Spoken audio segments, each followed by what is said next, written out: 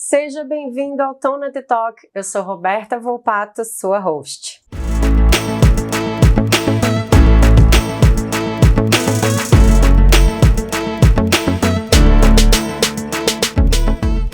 Agradecer você que está aqui nos assistindo. Se ainda não segue, aproveita para assinar o canal, seguir, deixar seu like, ativar o sininho para receber notificações de novos conteúdos. E hoje, para esse episódio super especial, eu importei de Belo Horizonte. Eu digo isso não é porque ela está aqui, mas ela sabe. O céu mais bonito do Brasil é o céu de Belo Horizonte. E você sabe que o cheiro também, né? O céu mais bonito desse país é o céu de Belo Horizonte. Mineiríssima. E vocês estão tendo a honra, vocês que estão assistindo, e Xande e Rafa, a maior, suspeitíssima, mas nem tanto para falar, a maior autoridade em sustentabilidade desse país está sentada no nosso QG hoje. E a gente não tá para brincadeira. Suspeita. São mais de 20 anos trabalhando referência, uma mulher poderosíssima que veio aqui nos brindar com um super papo para falar sobre meio ambiente, sustentabilidade, compliance ambiental. Daniela Pedrosa, seja muito... Gente. Salva de palmas! Obrigada. Isso tudo, essa é a Daniela. Adorei. Aceite. Afinal de contas, eu tô do lado, né, da melhor. Mas é muito puxar saquismo, corta pro conflito de interesse. Não é. Ela falou do céu de Belo Horizonte e sabe que já teve uma pesquisa, isso é comprovado, o aroma, o cheiro de Belo Horizonte é um dos melhores do mundo. Olha, mas eu acredito, quando eu chego em Confins eu já me sinto diferente, tem uma coisa que acontece. Tem uma coisa que acontece. Já dá um cheirinho de café, né, de pão de queijo. Estão todos convidados para conhecer nossa terrinha. Então, agradeço imensamente, que alegria estar aqui com vocês. Você sabe o quanto eu sou fã. Né? Recíproco, muito. Muito da pessoa, da mulher poderosa, da profissional. E do legado, né, que você tem deixado aí, nesse rastro aí de tantos anos, né? Eu acho que estamos juntos, né? Tem muita gente que está acompanhando aí também, que tem o seu trabalho como missão. Eu acho que é isso que faz o nosso trabalho, é isso que faz nós estarmos aqui, é isso que me faz acordar às 4 horas da manhã para estar aqui em São Paulo, né, falar um pouco de toda essa trajetória, de toda essa missão, que eu acho que o nosso trabalho é missão. Né? É isso, aproveita e começa a contar aí pro pessoal, assim, dá um rabisco da sua trajetória. Então, são 27 anos para falar, né, assim, em tempo exato, são 27 anos aí de trajetória na sustentabilidade. Eu acho que naquela época, né, lá atrás, quando a gente começou, não se falava em sustentabilidade corporativa, falava muito em sustentabilidade no tripé ambiental, social e econômico, né? Muito em voga a ISO 9001 da qualidade, aí logo depois veio a ISO 14001 de sistema de gestão. Então eu sou dessa época onde se falava em sistema de gestão integrado. Do SGI. Do SGI. Aí eu vi uma evolução. Depois disso veio a sustentabilidade ambiental, social e econômico, que ninguém entendia mais ou menos o que era, mas era uma ideia, né, muito utópica, né, de deixar uma melhor condição, né, para quem viesse depois, né, era algo muito poético, né. Aí veio o compliance, ninguém falava de compliance nessa época, aí o sistema de gestão, sustentabilidade, logo em seguida o compliance, aí tudo era compliance, era um termo, né, não sei se você lembra, mas a Roberta é mais nova que eu, ninguém falava, né? Verdade. E aí, depois do compliance, começa a ter uma maturidade, então, né, da governança, aí vem a pandemia e o ESG estoura, né? Obviamente, o ESG é um termo que já existe há muito tempo, né? Só que teve uma roupagem diferente aí no termo econômico, né? Uma nova roupagem dentro da sustentabilidade, e a governança passa a incorporar. Então, eu venho dessa trajetória, eu vi todas as mudanças acontecendo, né? Num período em que as empresas achavam que a sustentabilidade ou a implantação, por exemplo, de uma norma, né, da ISO, da 9, da 14, 45. Né, da 45, que na época nem era 45, era OSAS 18.001 ainda. Olha, gente, eu tô velha mesmo. Abafa. Abafa. Isso era custo, né? Isso não era um investimento. Isso, né, eu me lembro que a ISO 9001, principalmente, a 14001, as automotivas foram as primeiras empresas a implementarem, né? Porque era uma necessidade, era uma obrigatoriedade quase, né? Embora isso não tenha força de lei, mas o mercado exigia isso, né? Então as empresas não podiam ficar para trás. E eu acompanhei tudo isso, e eu vi uma maturidade do mercado, não só do ponto de vista corporativo, mas dos stakeholders, né, do consumidor. A empresa que faz pneu, ela não vende pneu, ela vende um item de segurança, né? As empresas do ramo alimentício, não necessariamente ela vende o alimento em si, ela vende um rótulo, né? O que aquilo ali vai impactar diretamente, né, na minha vida, né? E a gente começa a perceber que isso, assim, dessa trajetória toda que eu vivi, né, já passei por várias empresas, em todos os ramos, eu acho que todos os quinais eu já atendi nesses 27 anos, né, da época de Verde Gaia, depois Ambipar e agora Clã, né, que é uma empresa aí com o mesmo tempo que eu de mercado, quase 3 décadas aí fazendo a diferença, né, no mercado, e eu percebo que existe hoje uma responsabilidade maior, existe propósito. O que lá atrás a gente via como uma obrigação, dentro, né, isso que eu comecei a falar de trajetória, né?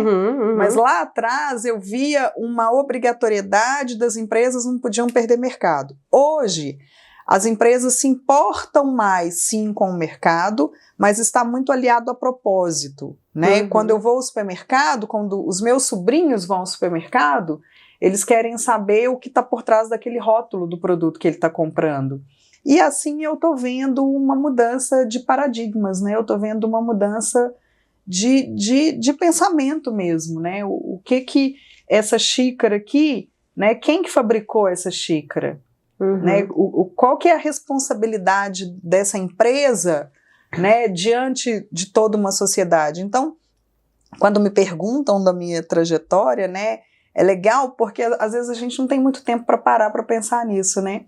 Eu gravei um vídeo para o Dia das Mulheres na semana passada, e aí a pessoa me pediu para contar a minha trajetória em 2 minutos. Falei, caramba, eu nunca parei para pensar nessa trajetória, né? Eu comecei muito cedo, eu vi toda essa transformação acontecendo, eu tive 2 filhas já aos 4.0, eu tive a primeira, 4.1 eu tive a segunda, isso mudou minha vida.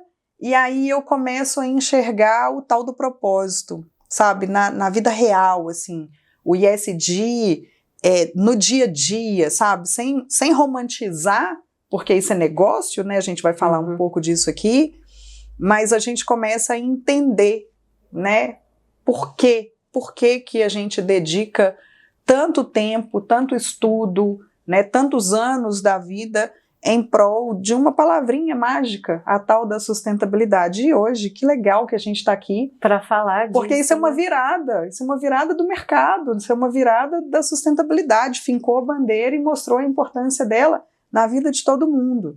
A gente não está aqui falando de negócio, a gente não está aqui falando de matéria, a gente está falando de essência, a gente está falando do que isso aqui, a nossa conversa, vai mudar na vida do Rafa, vai mudar na vida da mãe do Rafa, né? Então é isso. E tem uma coisa, Dani, na sua trajetória que eu acho bastante importante jogar uma luz para quem está assistindo, que é o seguinte: você acompanhou essa trajetória e você fala, inclusive, eu acompanhei a transição e quando a perspectiva econômica da temática de sustentabilidade flipou. É isso. E eu acho que isso, me corrija se eu estiver errada, sincroniza também com as suas transições de carreira. E o que eu quero dizer aqui? Qual foi o insight que me veio à mente, né? Na nossa audiência, nós temos público de todos os níveis da estrutura organizacional, né? E você possivelmente acompanhou a virada que era essas normas de sistema de gestão, e vamos recortar aqui, meio ambiente e sustentabilidade. Até um tempo atrás, elas ainda tinham, embora a ISO diga tem que ter o suporte da alta administração, elas ainda eram algo muito top-down. Sim. Quando você falava da gestão do risco voltada ao meio ambiente, falava de sustentabilidade, isso ainda era algo voltado para processos de gestão.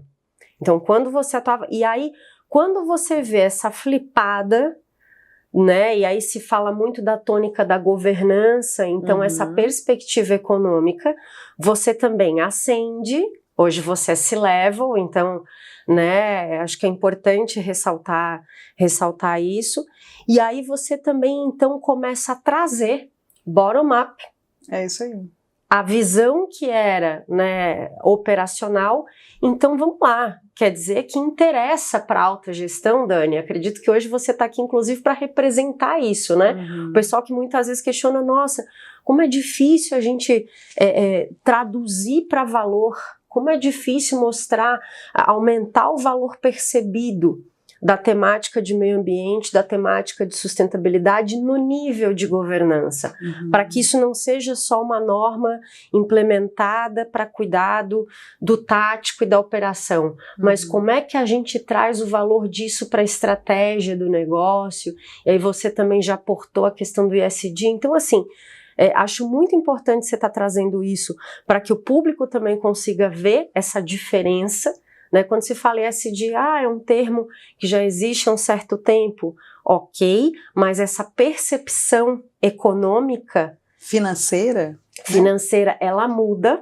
Total. E aí as empresas começam a entender que isso deve drivar a maneira como você faz negócio. É isso aí. E aí, dito isso, eu queria que você falasse um pouco sobre a tua percepção, então, né, nessa transição, a tua vivência prática hoje, né, do que a governança tem integrado com a sustentabilidade, para a gente desmistificar o romantismo que muita gente acha que a temática ainda bebe só dessa fonte, né? Adorei a pergunta, adorei, porque eu acho que eu estou vivendo um pouco isso, sabe? Quando eu falei, né, que eu gravei o vídeo semana passada, eu comecei a percorrer, né, um caminho aí lá atrás, e enquanto você estava falando, eu estava lembrando, em 2012, 2010, não lembro mais, a gente estava nessa mesma posição lá em Belo Horizonte, lembra? Tá, isso foi 2016, 17. Sei lá, tem muito tempo. Faz tempo. E depois a gente foi para um talk, lembra? Sim, de riscos. De riscos. E naquela época, enquanto você estava falando, eu lembrei disso. Naquela época a gente estava falando justamente o contrário. A gente estava discutindo a operação, a importância da gestão de riscos na operação. E sabe o que é interessante? Hoje inclusive é isso que nós estamos trabalhando nesse momento, em metodologias que faz um link da operação com a gestão. Da governança corporativa, né, da alta gestão, porque elas não conversam, pasmem, não existe um link da operação com a alta gestão. Quando a gente vai fazer, vou dar um passinho para trás aqui para responder essa pergunta. Então, enquanto isso eu engulo o choro, porque você acabou de trazer uma grande verdade. É isso aí. Na cara. Assim. Quando a gente faz os relatórios de sustentabilidade, principalmente relatório de impacto, né, para contar um pouco em que momento que a empresa está, é muito superficial. Eu vejo os relatórios de sustentabilidade hoje das grandes empresas, eu não estou falando de 1, 2, 3, não, estou falando de milhares. Principalmente as que estão listadas hoje. Os relatórios são superficiais. Eu duvido que na base, lá na operação, os dados que saem, vou falar aqui de mineração, de um processo produtivo, eu duvido que aqueles dados eles são contabilizados no relatório. Porque na hora que vai fazer, né, o levantamento dessas informações, elas são rasas. Né? Então eu vou fazer um inventário de gás de efeito estufa, por exemplo, eu vou identificar qual que é o maquinário, lógico, gente, não é isso, né? Eu tô resumindo aqui a ópera, né? É uma licença poética, né? Mas esses dados são muito rasos. Se eu tenho um processo produtivo, e muitas vezes esse processo produtivo está automatizado, eu tenho dados em tempo real. Esses dados deveriam estar constando, então, nesses relatórios em tempo real.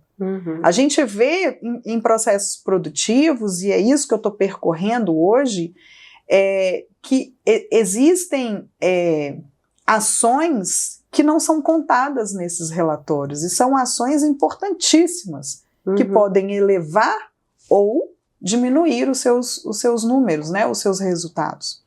Então, quando a gente fala o ponto focal aqui, né, só voltando, vai prestando atenção no raciocínio aí, tá, gente?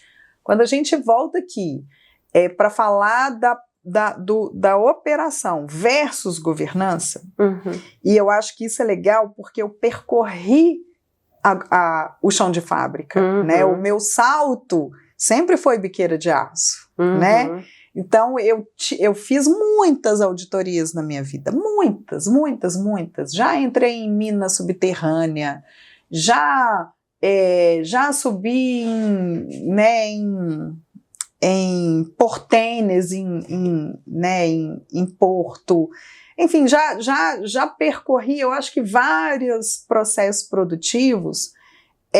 E o legal é que isso me trouxe uma bagagem, hoje na condição de C-Level, isso me dá uma facilidade muito grande de entender o que está lá na ponta e o que é importante a gente trazer para uma discussão, por exemplo, num conselho de administração. Né, eu acho que é até um dos assuntos que é importante a gente trazer para a nossa pauta hoje, o porquê, né, que esses assuntos, principalmente a pauta ESG, é tão importante que os conselheiros, né, tenham em mente, porque isso não é, né, como você falou, ESG, ele não é romantismo, ele não é poesia, não, isso é negócio, negócio. O ambiental, o social e a governança dentro de uma empresa, eu estou falando de números, isso é uma pauta principalmente percorrida pelo mercado financeiro. Perfeito. Né? Ou seja, é isso que vai validar os investimentos hoje. Então, quando a gente faz essa visão, você falou muito bem, das normas ISO, elas eram muito operacionais, elas são muito operacionais, elas não eram. Elas são muito operacionais. Quem cuida disso é a gerência para baixo. Então, eu vou fazer um levantamento de aspecto e impacto, eu vou fazer um levantamento de perigos e riscos da saúde e segurança, eu vou cuidar dos controles operacionais, tá lá. Muitas vezes esses dados não sobem e deveriam subir, principalmente para uma diretoria de sustentabilidade, por exemplo, para linkar isso a vários frameworks que existem no mundo todo hoje, de indicadores, né, como a gente tem o ISE aqui no Brasil, que é o indicador de sustentabilidade empresarial da B3, a gente tem vários frameworks no mundo inteiro, e que esses dados que a ISO propõe levantar lá na operação deveriam estar sendo linkados num relatório, por exemplo. Lógico, que eu não vou dizer que isso não está dentro dos relatórios, mas será que ele está de forma profunda? Será que esses dados estão sendo discutidos num conselho de administração, por exemplo? Porque isso muda tudo. E aí eu vou te interromper para fazer a pergunta de milhão. Culpa de quem? Culpa de quem em que sentido? Esses dados, na sua percepção, eles não sobem porque há uma deliberação muitas vezes para que não subam? Ou talvez a visão de risco de quem precisa envelopar esses dados e traduzi-los para uma visão estratégica, a visão está míope ainda. A visão está míope. Falta de conhecimento. As pessoas não entendem o que é esse tal ESG, porque ainda acha que ele é... Roberto, se a gente for pensar no S, tá? O S está ali no centro, né? Se eu trazer isso para dentro de um negócio, o que é representado o S hoje? Pessoas. Um CNPJ ele é feito de CPFs. As pessoas são a base. Me diga em qual reunião de conselho que você já participou que teve uma reunião específica sobre pessoas. Já teve? Não. É específica isso. sobre pessoas, não. É isso. Assim, vai ter uma discussão quando entrar alguém, né, algo mais crítico de recursos humanos, que a gente nem fala de RH mais. RH, recursos humanos. Eu estou tratando de um recurso. Pessoas não é só um recurso. Pessoas é a base de um negócio. Então, eu trouxe aqui o tema de pessoas, mas eu poderia estar falando da ambiental. Ambiental ainda é um tema mais discutido, porque ele pode elevar ou levar o seu negócio a zero. Né? Isso é fato. Governança já está sendo lá discutido, né? Mas a pergunta né, a culpa é de quem? Falta de letramento, falta de conhecimento, porque às vezes a pergunta, né, da alta direção é: quanto que esse ESG vai me trazer de benefício? Quanto que eu vou ganhar com esse ESG? Eu vou conseguir certificar em ESG? ESG não é um selo. E muitas pessoas ainda estão achando. Isso é um conceito. É um conceito que permeia várias bases do ambiental, do social e da governança. Do S, eu dei um exemplo aqui que é de pessoas. Mas eu poderia dizer vários outros pontos aqui. Na verdade, o que você está querendo dizer é o seguinte: para a alta administração, encomendar esses dados é importante e é estratégico, mas talvez quem gera os registros, quem gera esses dados, que é o nível operacional, não tem a visão da relevância disso, do impacto disso para negócio. Trata o processo como um processo. O contrário. Você acha? Porque eu vejo, dentro dessa experiência que eu tenho, quem está no operacional sabe dessa importância. Você diz que o conselho ele tem não. Essa visão. O conselho é que não tem. Entendi. A alta gestão ainda não se atentou ao quanto esses dados são importantíssimos dentro da inteligência do negócio, dentro da estratégia do negócio. Por isso que a gente sempre coloca o ESG como um ponto fundamental para ser tratado na estratégia. É do início à base da operação. Então eu tenho que ter um link, eu tenho que conversar. A alta gestão, quem está aqui em cima dando a diretriz, ele tem que conversar com a operação. Essa conversa não acontece. O que é mais comum de ver hoje, né, no dia a dia, são empresas separadas, né, operação e gestão. E, enfim, eu defendo, né, eu defendo muito a liderança humanizada, eu defendo muito que nós, enquanto líderes, a gente tem que cuidar de pessoas e as pessoas dão o resultado. Só que para essas pessoas darem o resultado, ela tem que entender qual que é a estratégia. Para o líder cuidar das pessoas, ele tem que estar muito claro qual que é a estratégia do negócio. Então é nesse momento que essas duas pontas se unem, né?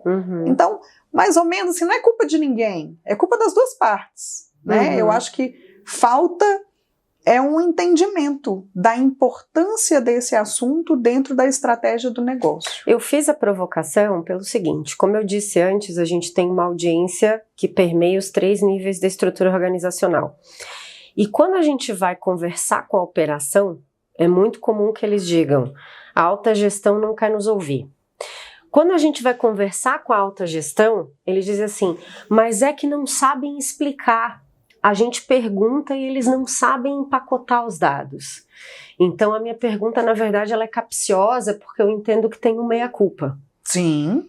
Existe essa falta de letramento que você comentou, eu vejo ela como um problema em todos os níveis. Sim. O defeito de comunicação. Sim. Você gera muitos registros, às vezes você tem um sistema de gestão implementado, por exemplo, você gera muitos registros, você tem bastante evidência auditável para mostrar que a operação está conforme, mas se você perguntar, tá, e além de conforme, o que isso nutre o negócio? Como é que isso impacta a estratégia do negócio? Muita gente não sabe responder essa pergunta. Então foi nesse sentido. Inteligência de dados é o que falta. É aí que entra a tal da inovação. Né? Então, isso traz... Eu acho que é um momento importante de se fazer uma análise SWOT. Trazer essa análise SWOT aqui... Né, se eu fosse falar, a gente pode fazer uma análise SWOT específica para ambiental, a gente pode fazer uma SWOT específica para social e a gente pode fazer uma análise SWOT específica para governança. Em todos os pontos, eu conseguiria enxergar que talvez esses dados são ricos e não estão sendo tratados com a devida importância dentro do negócio. E aí eu enxergo riscos, mas eu vou enxergar muitas oportunidades dentro do que, né, daquela mineração de dados ali, o que eu posso fazer com isso? Dentro do assunto mudanças climáticas, que eu acho que é o que o mundo inteiro está falando, a bola da vez é mudanças climáticas e sempre vai ser. Né? Eu acho que sempre existiu. Eu lembro que há 20 anos atrás, quando eu fazia inventário de gás de efeito estufa, foi levantado muito, né, pela mídia, né, que o mundo ia acabar, que existiria um superaquecimento. Mudou alguma coisa? Não mudou nada, só piorou. Só que isso, a gente durante muitos anos enxergava só o pior disso, né, o risco disso, mas existem muitas oportunidades. O seu negócio ele muda e vai mudar ainda muito de acordo com essa mudança climática. E eu tenho que estar atento a isso. Só que eu só vou enxergar alguma oportunidade no meu negócio se eu entender realmente em que momento que eu estou. A materialidade que a gente faz dentro, né, do conceito ESG, ela é muito importante em função disso. Será que eu tô realmente conversando de forma olho no olho com o meu stakeholder? Eu estou atendendo às expectativas dele? Que oportunidade que eu posso tirar daí? Eu posso mudar completamente o meu negócio. Vamos falar de stakeholders? Inclusive, eu tinha separado aqui uma pergunta para te fazer, porque eu imaginei que você traria a pauta da materialidade, que é uma pauta que interessa aqui para a nossa audiência, né? Falar sobre riscos, falar de materialidade, distinguir um pouco isso. Vou levantar essa bola para você dar a aulinha para quem está nos assistindo. E a pergunta no fim do dia é a importância de entender os stakeholders e como os stakeholders podem, não falar de risco, só falar de oportunidade, como os stakeholders podem impactar positivamente o negócio. Outra pergunta que eu adoro, tá? Eu falei que a base de um negócio é pessoas, né? Os stakeholders são essas pessoas que importam para o nosso negócio. Se eu pensar, né, eu vou tentar responder de uma forma bem simplista, tá? Se eu pensar numa... poxa, eu poderia falar de algo natural, mas eu vou falar de refrigerante, tá? Se eu pensar numa lata de refrigerante que é usada, né, aqui em São Paulo, em Minas, o material dela é diferente no Nordeste, por conta do clima, certo? Porque senão eu não vou conseguir, né, manter a qualidade daquele produto por muito tempo. Então, enxerga que aí eu já tenho uma mudança do meu produto. Eu estou falando de um único produto, eu estou falando de uma única fábrica, o produto é o mesmo, mas a forma como eu vou entregar ele para os meus stakeholders é diferente. Perfeito. Para eu fazer isso, eu preciso ter algo material, eu preciso estudar o meu público. Não adianta eu entregar com essa mesma embalagem em todo o Brasil. No Brasil a gente tem várias regiões completamente diferentes. Você está no sul, tem um clima completamente diferente de São Paulo, que tem um clima talvez parecido com Belo Horizonte, mas aí muda o aroma, muda o céu, né? Pronto. Foi ela que falou, eu não falei nada disso, não falei. Mas brincadeiras à parte, isso muda a forma como você vai encantar esse seu público, né? E isso, a materialidade é que vai dar o tom. Então imagine se eu não tivesse identificado que o clima do Nordeste é diferente do clima do Sul. É completamente diferente, concorda? Se eu não faço essa identificação, em algum lugar eu não vou ser aceito. Ou eu não vou ser aceito no Nordeste, ou eu não vou ser aceito no Sul. O produto é o mesmo, concorda? Concordo. É o mesmo. Então a materialidade, eu dei esse exemplo muito simplista aqui, mas ele cabe em qualquer negócio. Consultoria. Há 20 anos atrás, imagina, eu era uma menina, né? Novinha. Quando eu vim atender São Paulo, eu poderia vir mais tranquila, falando da roupagem, sabe? Assim, né? No Nordeste, posso falar com propriedade porque o meu pai é nordestino, então corre um sangue do Nordeste aqui, né? Na veia. E culturalmente, né? É diferente. Nessa época, quando eu era muito nova, então eu tinha uma necessidade de chegar no Nordeste mais séria, para mostrar que eu tinha um conhecimento, né, mais apurado. Talvez eu não fosse ser aceita. Gente, isso lá atrás mudou muito, tá? Mudou muito. Mas a cultura, você concorda que é completamente diferente? Ah, completamente diferente. Então, se eu chegar no Nordeste, os homens chegam no Nordeste de terno e gravata naquela época, aquilo soava estranho, por conta do clima. Mas chega numa reunião em São Paulo, hoje também mudou muito, né?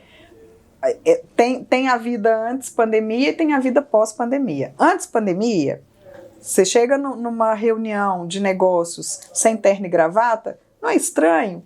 Dava uma sensação de desmerecimento, enfim. Mas o Nordeste não, por conta do clima. Então, culturalmente, eu estou falando de cultura. Ou seja, nós, enquanto consultores, eu acredito que você viveu muito isso, até a forma como você vai, né, moldar o assunto, ele vai ter que ter um tom diferente. Assim vai ser para qualquer produto. Isso é a materialidade, é eu entender o que realmente é material para o meu negócio e eu conseguir atender as expectativas dos meus vários stakeholders. Né, o meu público, eu dei o exemplo do refrigerante, esse refrigerante ele vende no Brasil inteiro. Mas eu preciso atender as expectativas dessas várias culturas, né? Desses vários climas. Olha mudanças climáticas aí dando tom. Né? É disso que eu acho que são essas oportunidades que a gente começa a enxergar para o negócio. Antigamente a gente tinha outono, né? Inverno, verão, primavera. A gente não tem isso mais. Verdade. Né? Tá zoado, né, meninos? A gente não tem esse tom. Então, se pensar em mudanças climáticas, eu tô falando disso. Talvez a empresa lá do Kinder Ovo é muito famoso por isso, porque o ferreiro. A casquinha dele, eu falo com propriedade, porque eu tenho 2 filhas pequenas, né? Tem 19 sobrinhos, não, mentira, são 13. E tinha a época certa, né, do Kinder Ovo. Hoje nem tanto, mas antigamente... Por causa do navio. Exato, tinha a época certa, porque dependendo do clima, ele não suportaria, né, ia derreter. Enfim, olha a oportunidade do negócio. Se a empresa não identifica essas mudanças climáticas, como que ela iria sustentar esse produto? E aí você falou dos stakeholders, trouxe a materialidade. Eu vou pegar a tua fala sobre relatório, porque aqui é assim, tá? Vou pegar a bola lá no fundo da quadra, o relatório, e vamos voltar para stakeholder. Sim. Então tá, a gente entende a materialidade, fala de riscos, depois a gente pode voltar um pouquinho na pauta de riscos. E tem a questão do relatório, você disse, né? Vejo muitos relatórios superficiais. Esse é um lado aqui, tá? O outro lado é o que mais se fala em termos de gestão de expectativas e interesses dos stakeholders é a necessidade de uma comunicação substanciada, consistente, transparente, recorrente com os stakeholders. E aí, Dani, nessa sua trajetória em vários níveis, né, não só na sua própria carreira, mas entendendo as empresas e seus vários níveis, vários formatos de governança e gestão, desafios e oportunidades quando a gente fala, não só na perspectiva de tal, o relatório ele é a consolidação, né? Mas existe também a comunicação do dia a dia, você falar com uma comunidade, você ir lá falar com uma vizinhança, com a associação dos moradores, né, discutir o impacto da tua atividade, né, participar aí de conselhos regionais, enfim, quando a gente fala é um universo tão complexo, né, para você mapear e cumprir, e aí eu vou jogar mais um ingrediente nesse caldo que é, quando a gente vai visitar as organizações e pergunta sobre sustentabilidade, não raras vezes a missão de comunicar com os stakeholders e depois ajudar a transplantar isso para um relatório ou para um site, fica na área de marketing e comunicação. Já percebeu isso? Eu tô falando. Então, assim, e aí? Né? Eu já dei uma palhinha assim, de um ponto de preocupação que eu tenho, que é a questão de as empresas não raras vezes deixarem isso a completa responsabilidade de uma área de comunicação, entendendo que você tem que dar um contorno bonito, você tem que fazer um agrado, você tem que fazer um merchan positivo, mas a gente sabe que no fim do dia é muito mais do que isso, né? Adoro esse no fim do dia. Sabe que eu aprendi esse fim do dia com ela? Quer dizer, adoro. Toda vez que eu ouço alguém falar, mas no fim do dia. Então, legal isso. Eu acho que as empresas mais prósperas, as empresas mais saudáveis financeiramente falando e as melhores empresas para se trabalhar, elas trazem esses stakeholders para dentro da empresa.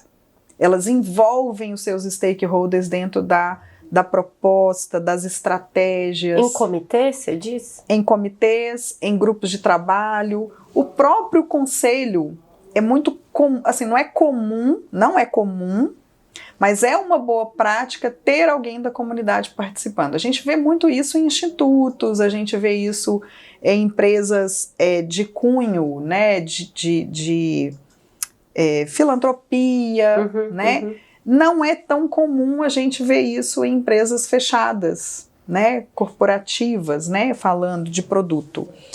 Mas eu vou até citar aqui, antes de responder, tem um livro que eu adoro, é o meu livro de cabeceira, que é o Empresas que Curam, do Raj Sisodia. Ah, você já postou dele esses tempos. Exato, adoro, eu sempre falo dele e eu vou continuar falando, porque ele é um estudo, na verdade, das empresas que adotaram essa gestão pela cura, que nada mais é do que envolver e colocar as pessoas no centro. Quando a gente fala em colocar as pessoas no centro, que é muito poético a gente falar de empresas humanizadas, da gente falar de um capitalismo consciente, é lindo isso, né? Mas isso é negócio, isso é negócio.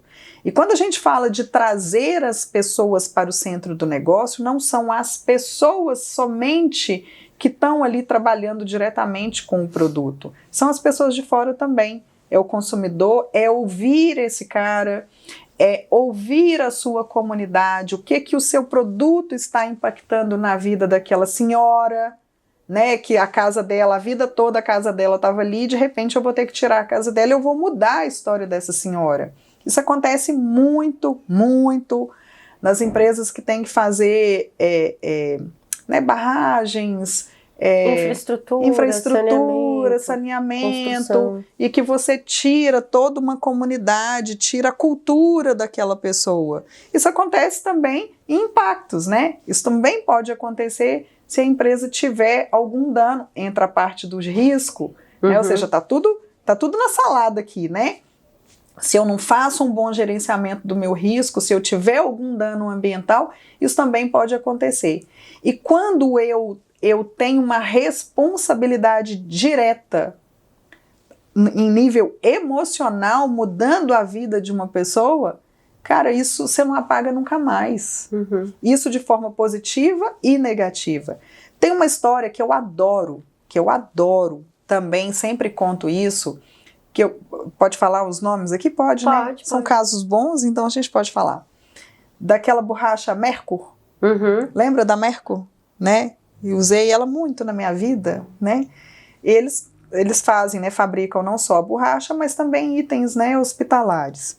E tem uma história fantástica deles, que eles conseguiram a licença para fazer as borrachas na época do Hot Wheels, né? Não sei, da época de vocês isso? Ah, tá todo mundo balançando a cabeça. Então, eles fizeram, né, a borracha nessa época, e foi recorde de venda. Isso mudou completamente a realidade do negócio, né? E aí, nossa, caramba, sensacional, né? Vendendo muito. A margem, então, era fantástica, porque era uma borracha, mas que vendia em grande quantidade, porque acabou virando um brinquedo. Um brinquedo de carrinho.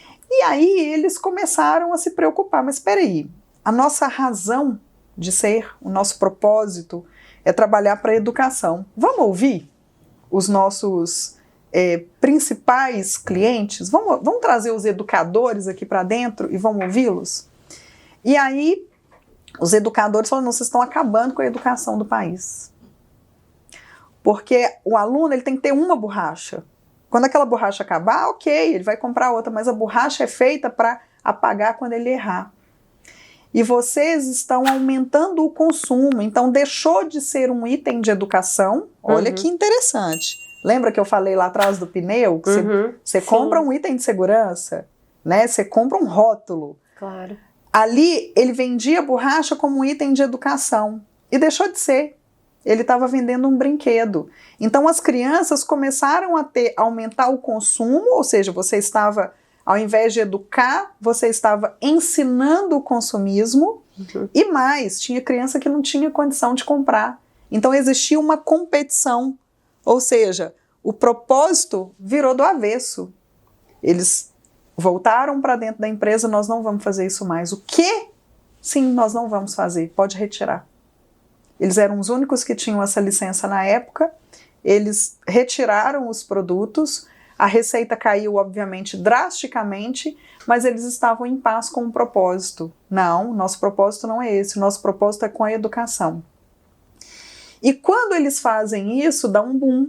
Como o propósito era, né, muito claro para eles, para aquela família, porque era uma empresa familiar, ela está agora na terceira geração, e eles tinham um propósito muito claro, que era, né, ajudar no desenvolvimento da educação do país. Eles tinham um propósito muito claro de desenvolver pessoas. E quando os colaboradores entendem isso, dá orgulho.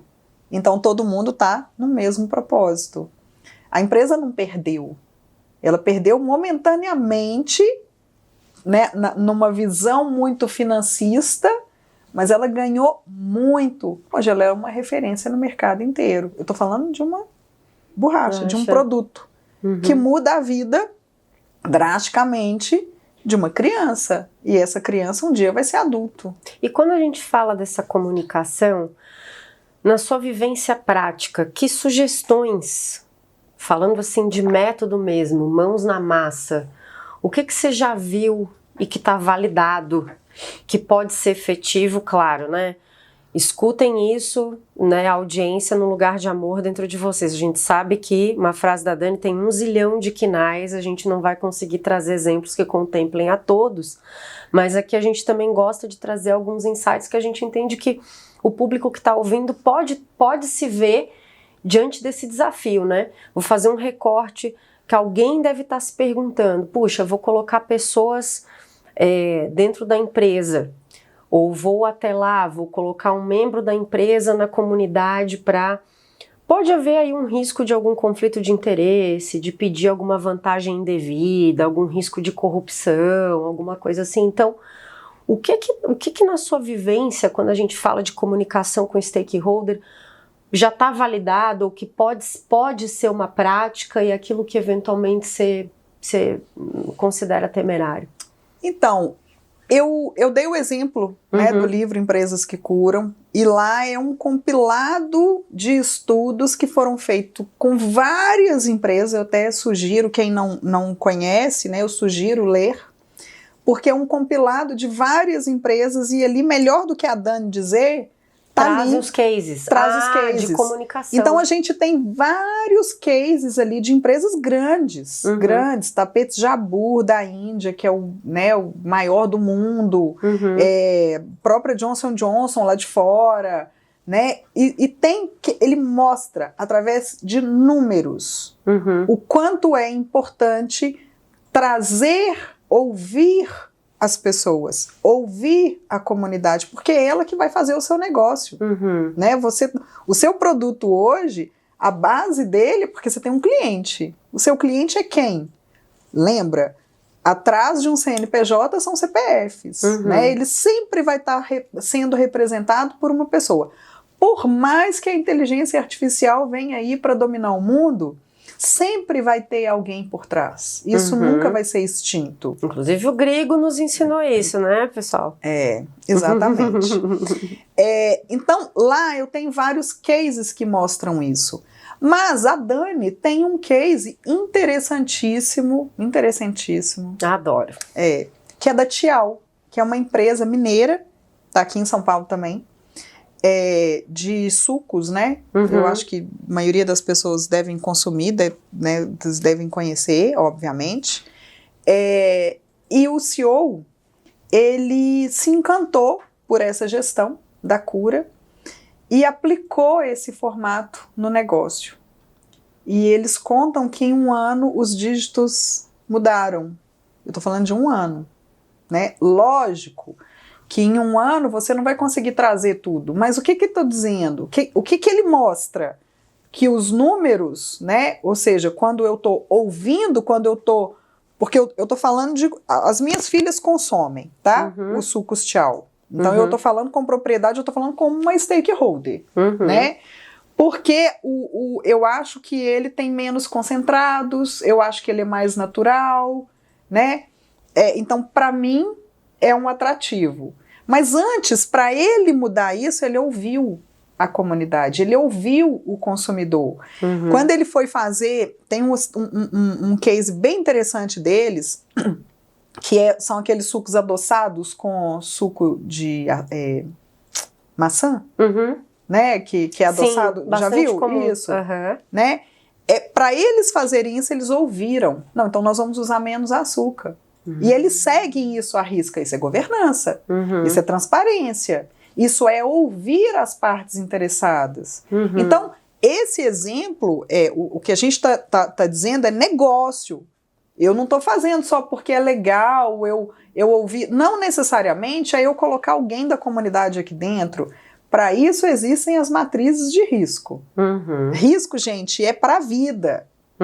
Vai escolher um namorado? Faz uma matriz de risco. Exatamente. Né? Avalia. Inclusive a cadeia, né? Várias linhas. É o namorado, é a sogra, a irmã. A gente vai estendendo a linha. Isso é tão sério. Olha que legal.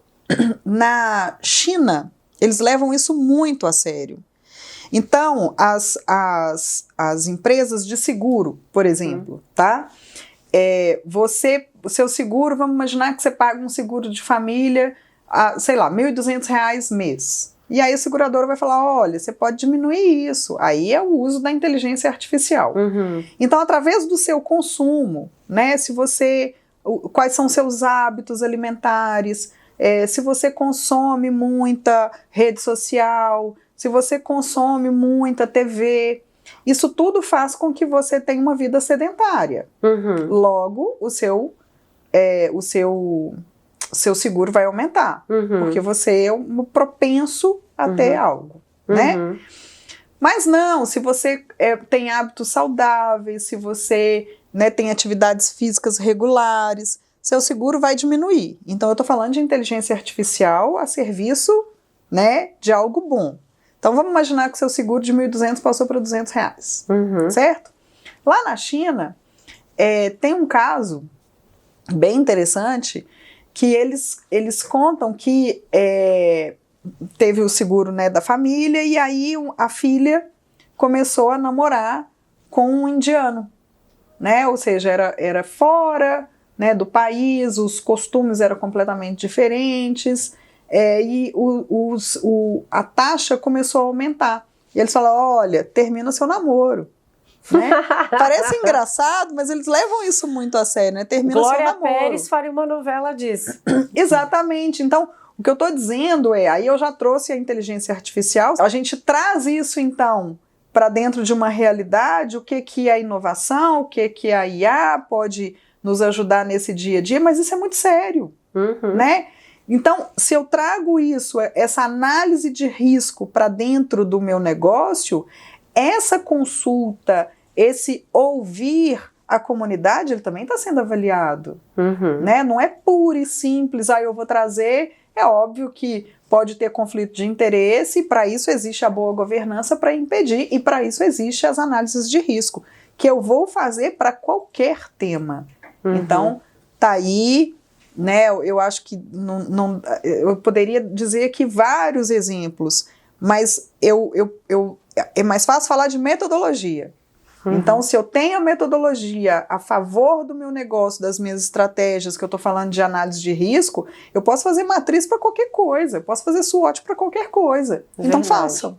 Verdade. Né? O ouvir não é você colocar o cara na cadeira para ele tomar as decisões por você, de jeito nenhum. Quem conhece seu negócio é você. Exato. Né?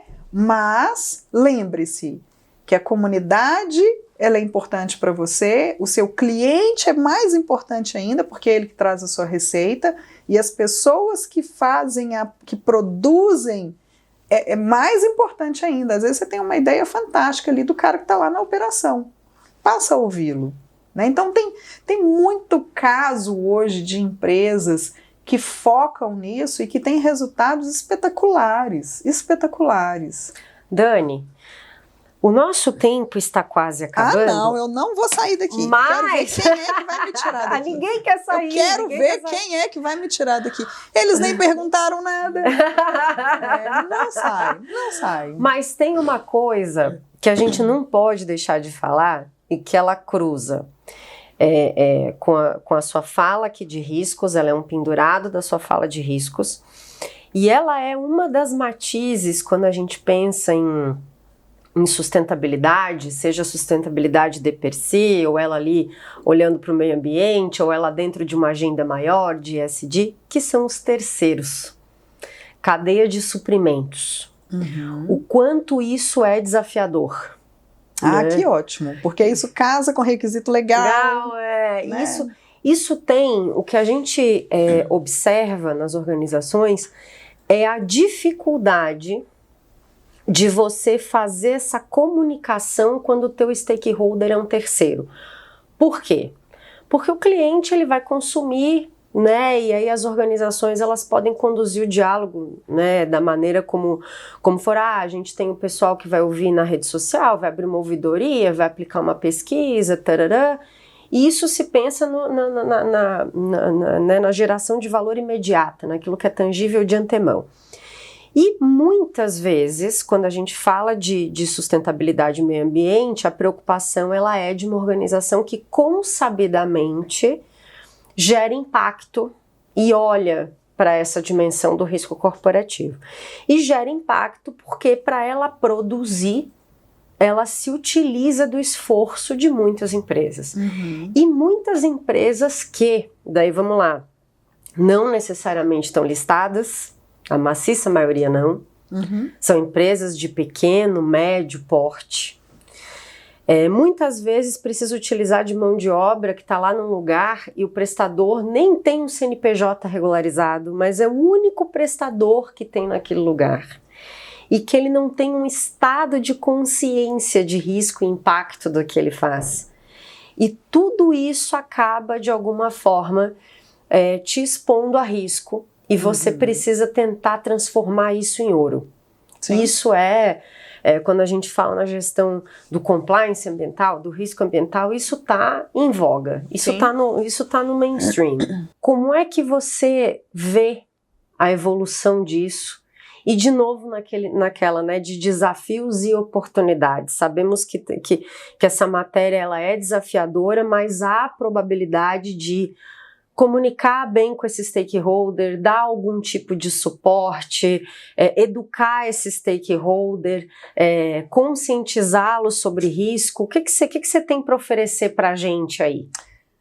Para responder essa pergunta, eu vou ter que dizer que a gente está ficando velha mesmo. Que tragédia! Tragédia. Constatação mais triste. Porque lá atrás, quando a gente estava falando de risco, quando a gente estava falando de compliance, o que a gente estava falando? Da responsabilidade do berço ao túmulo, lembra disso? Lembro. Então, naquela época, a gente estava defendendo que os prestadores de serviço, gente, isso não mudou e não vai mudar nunca, né?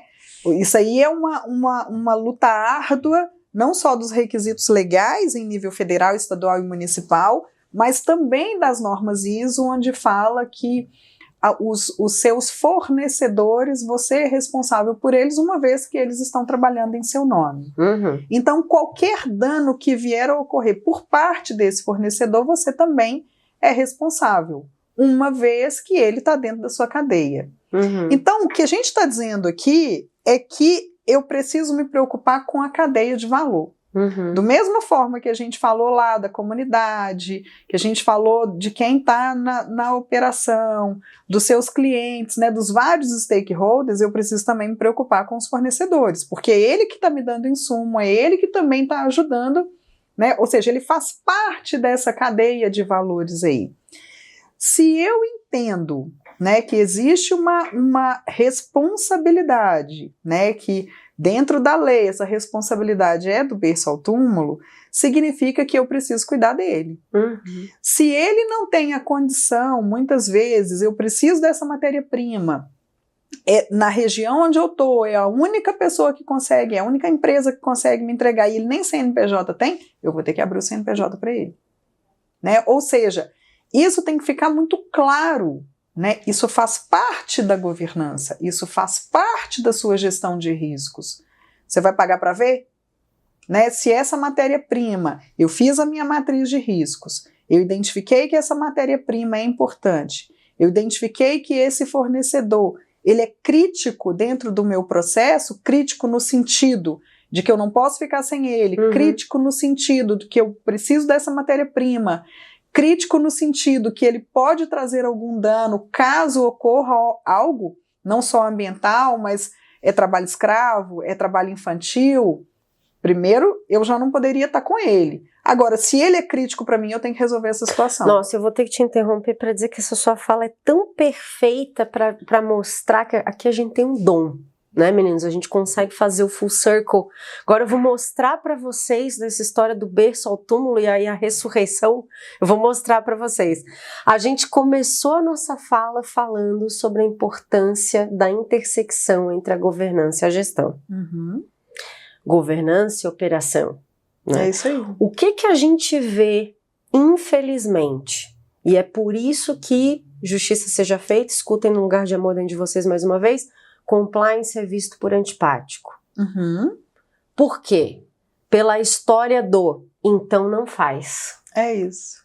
Quem é que tem que vir trazer a encomenda? Precisa fazer porque isso gera valor para negócio. Não é só uma questão de não conformidade. Ah, não, ele não está conforme. Então a gente senta em cima desse parecer de não conformidade e o negócio as favas. Então calma lá. Como é que a gente vai, quem é que vai sentar na mesa com a gente para que a gente consiga pensar em viabilidade? Não a viabilidade pela não conformidade, mas a conformidade numa outra alternativa, num outro plano de ação. E aí você traz a questão de, puxa, vamos abrir um CNPJ para ele. Cadeia de valor. Essa decisão é uma decisão estratégica. É isso aí. Muitas vezes as decisões importantes, elas são vistas, por isso que eu fiz a pergunta capciosa, malévola, do de quem é a culpa. Porque às vezes as coisas param lá embaixo e é pela falta do letramento que a gente estava falando lá no início. Quer dizer, puxa vida, mas aí eu vou dar uma não conformidade aqui e a empresa vai parar de gerar valor por conta dessa não conformidade e fica por isso mesmo? É isso aí. Então, quem é que vai assumir o risco? Vale a pena? De quem que vem a análise da importância e da criticidade da cadeia de valor? Essa não é uma análise que cabe a uma área, que faz uma verificação de cara crachá, pode ou não pode. Aqui é que tá. Esse seu exemplo para mim é perfeito para isso. E aí, quando a gente fala, lá atrás eu falei a base, né? O que está no centro do tal do ISD? O S. Né? Isso é social. A base são as pessoas. Essa pequena empresa, ela está tentando sobreviver. E talvez você vai ser o responsável pela prosperidade dessa empresa. Só que aí você está tendo um impacto positivo, gigantesco. Eu vou financiá-lo para desenvolvê-lo. Exatamente. Sob a perspectiva de responsabilidade social, para ter o retorno econômico financeiro no fim do dia. É isso aí. Aprenderam? E aí que aprendi do nexo entre a responsabilidade social e o retorno econômico financeiro, a gente vai realmente para a nossa última milha, em que eu te convido, vou te dar uma missão. Jogar búzios. Adoro. Jogar búzios. Vamos lá, tá? vamos Jogar búzios. Naquelas de, predição com base naquilo que no teu repertório adquirido e naquilo que você consegue farejar, ouvir, perceber, sentir, né, na sua vivência de C-Level hoje. A minha pergunta é, quando você olha do retrovisor e olha para frente, se você tivesse que jogar búzios aqui, principais desafios que você antecipa para as empresas, quando a gente fala de riscos e conformidade, em se tratando de sustentabilidade e meio ambiente, o que você vê que vai entrar no mainstream? Você já falou de clima, mas assim, o que mais, quando você olha para o mercado? Eu acho que a gente, além de mudanças climáticas, a gente poderia falar de diversos outros fatores, diversos, mas o comportamento está mudando. A gente percebe que o comportamento das pessoas hoje muda. Isso pode ser um risco para o seu negócio, qualquer negócio. Eu estou falando de ramo alimentício, eu estou falando do ramo automotivo, qualquer negócio. Eu acho que a base, né, quando eu falei de mudanças climáticas, ela muda um todo. Ela muda macro. Recursos, ela muda a fonte energética, ela muda consumo, ela muda posição de mercado e ela muda a forma como essas pessoas, né, como esses stakeholders vão te enxergar. Então eu acho que o maior desafio hoje dos negócios, o maior desafio hoje do CNPJ é enxergar em que momento material, olha a materialidade gritando aí de novo, que eu estou hoje, né, dentro de um processo de venda, de reputação. A gente tem aí no nosso Easy, né, dentro da B3 aqui no Brasil, o Rap Whisky, né, que avalia a reputação. Isso é um risco, né? Como nós estamos vivendo um universo hoje que o que a gente está falando aqui, a hora que soltar, o mundo inteiro vai enxergar o que nós estamos falando e o que a gente pensa sobre isso. Isso vai ser interpretado em várias formas, dependendo de como a empresa está vivendo, né, o seu tema material naquele momento. O que a gente falou aqui pode ser uma grande oportunidade para várias empresas, como pode ser um grande risco para outras várias. É por isso que é importante a gente entender em que momento que eu estou e como eu estou me posicionando. A forma de se posicionar muda tudo. Isso é um risco, mas também pode ser uma grande oportunidade. E aí vem a sua fala, para a gente fechar aqui, que é a sua fala sobre a importância da inteligência de dados e a inovação. Isso aí. Porque o que eu estou captando da sua fala é o seguinte, né? na história do mundo VUCA, que já é Bunny, e a dinamicidade dos negócios e o quanto as pessoas mudam, porque as expectativas, os quereres, os lugares, hoje a gente tem nomadismo digital, a gente tem consumo mais consciente em alguns lugares, menos conscientes em outros, constatado até que o próprio home office pode não ser tão sustentável muitas vezes, à medida que a sua unidade produtiva, que é sua casa, passa a ser poluidora também. Aí saúde mental, que ninguém falava disso e agora está em alta. Então, todas essas coisas, você precisa criar maneiras de fazer uma observação bem estruturada, tempestiva, recorrente, consistente, para que você consiga se posicionar em tempo, né? Você consiga tomar decisões em tempo. Então, a gente poderia dizer que, momento Marília Gabriela, né? A gente poderia dizer, então, que a sua fala o maior desafio aqui é eu ser veloz o suficiente, atento o suficiente para me posicionar. Isso. É isso. E se preocupar com a reputação, né? Por exemplo, Rafa, quantos anos que o Rafa tem? Opa, vamos botar. 24. Eu acho bom botar a idade das outras pessoas na mesa também. Acho o Rafa tem 24 anos, tá? Eu tenho 45. Lá atrás, eu aos 24 anos, certamente eu enxergava o mercado de forma completamente diferente do que o Rafa enxerga hoje. Uhum. Rafa, quais são as suas prioridades hoje no trabalho? Mudamos, o entrevistado mudou. Ele tá atrás da câmera aqui. Para quem tá ouvindo, não tá assistindo, o Rafael está aqui escondido atrás das câmeras. Ele que é um dos responsáveis por essa coisa toda aqui. Vai, Rafa, tá contigo o microfone. Salário bom, qualidade de vida, ter dinheiro para conseguir tanto manter uma casa, como conseguir fazer minhas viagens, ir ao teatro, fazer a perspectiva de lazer, ter um ambiente que seja agradável, tanto para trabalhar como para ter colegas, e não seja só um lugar tipo de competição. Olha que legal. É isso. Os 24 anos hoje, ele pensa em viajar, ele falou ali, tudo que ele falou ali é qualidade de vida. Exato. Viajar, ter uma qualidade de vida, né, uma moradia bacana, né? Mas ele não falou em casa própria, ele falou em morar e viajar. Uhum. Né? Nós, né, você também, vou te entregar, você está mais ou menos nessa faixa aí, um pouquinho menos, bem menos, né, bem menos que isso. Só 4 menos, bem menos que isso, mas a gente foi educado a estudar, trabalhar, ter a sua casa própria e juntar dinheiro para ter uma segurança. Segurança. Né? Ou seja, existia uma pressão muito grande por uma segurança. A turma hoje, eles querem mais do que isso. Eles querem ser felizes, eles querem ter propósito. O Rafa está aqui, ele não está só operando, né, todo esse arsenal aqui para que essa informação chegue, né, de forma clara para vocês. Tem propósito, ele está prestando atenção, ele está, né, se envolvendo, ele está levando isso para casa.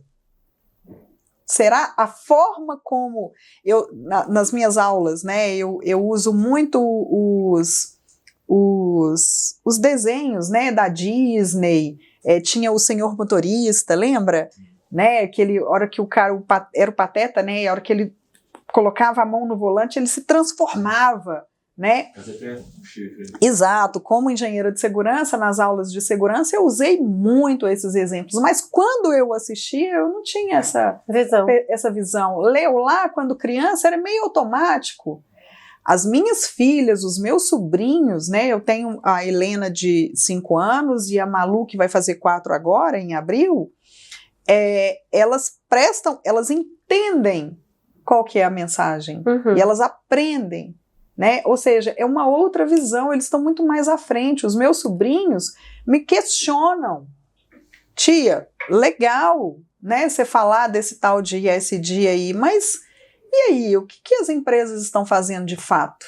Olha, que pergunta, você acha que eu lá, aos 24 anos, eu ia questionar o meu chefe se ele estava pensando em deixar um legado? Isso é propósito. Então o Rafa está numa geração de propósito. Não que a gente não tinha um propósito, mas a gente foi descobrindo isso, né, ao longo do tempo, porque existia uma outra imagem, segurança, não era? Verdade. Casa própria, né? Então isso muda e as empresas têm que estar antenadas para isso, porque as pessoas que vão entregar, que estão lá desenvolvendo e fazendo o seu resultado, são os Rafas, né? Ou seja, a visão muda, o propósito muda, e como é que eu vou me posicionar no mercado? Tudo muda. Ó. Daniela Pedrosa, senhoras e senhores, uma vem. salva de palmas. Não quero, porque eu vou ficar, eu não vou embora. Dani, deixa sua mensagem, suas considerações finais, fala seus contatos também para as pessoas te seguirem, as pessoas te encontrarem. Ah, por favor. LinkedIn, Daniela Cavalcante Pedrosa, nem lembro, acho que é Daniela Pedrosa. Meu e-mail, daniela.pedrosa@clan.com.br. Essa empresa ao qual, né, eu sou hoje diretora de sustentabilidade tem feito um trabalho lindo, lindo, de muito propósito, tem mudado a vida de muitas vidas, não só humanas, né? Porque vai lá desde a base do licenciamento, sabe esses dados que a gente falou da importância de minerar dados? Então é isso que a gente faz, a gente minera esses dados para que eles possam ter uma conexão muito importante lá, né, na estratégia com a alta gestão. Dani, muito obrigada. Adorei. Um pedacinho, gostaram, meninos? Um pedacinho de Minas em São Paulo pra gente dar uma mudada. Ainda faltou pão de queijo, né? Pois faltou. A gente combina, Sai muito cedo, não deu tempo de assar. Fizemos a convidada madrugar. Pessoal, esse foi mais um episódio de Tona T Talk. Se você assistiu até aqui, valente, persistente, vou pedir para você que ainda não segue, seguir o canal, ativar o sininho para receber notificações de novos conteúdos. Aproveita e segue no LinkedIn e no Instagram a QMS Brasil Certificadora e o Estúdio Estratégia. Nos vemos no próximo. Até breve.